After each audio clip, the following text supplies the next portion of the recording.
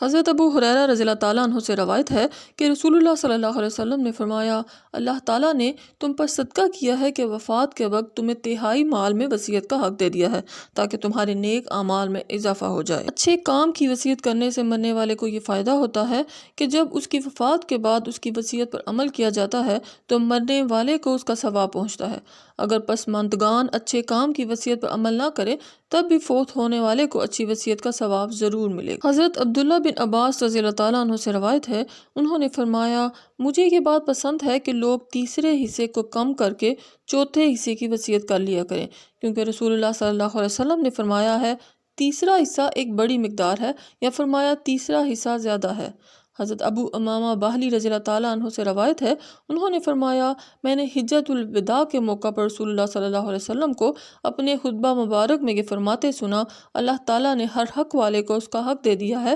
لہٰذا وارث کے لیے کوئی وصیت نہیں۔ حضرت انس بن مالک رضی اللہ تعالیٰ عنہ سے روایت ہے، انہوں نے فرمایا، میں رسول اللہ صلی اللہ علیہ وسلم کی اونٹنی کے منہ کے نیچے کھڑا تھا جبکہ مجھ پر اس کا لعاب گر رہا تھا۔ اس وقت میں نے رسول اللہ صلی اللہ علیہ وسلم کو یہ کہتے سنا، اللہ تعالیٰ نے ہر حق والے کو اس کا حق دے دیا ہے، لہٰذا وارث کے لیے کوئی وصیت نہیں۔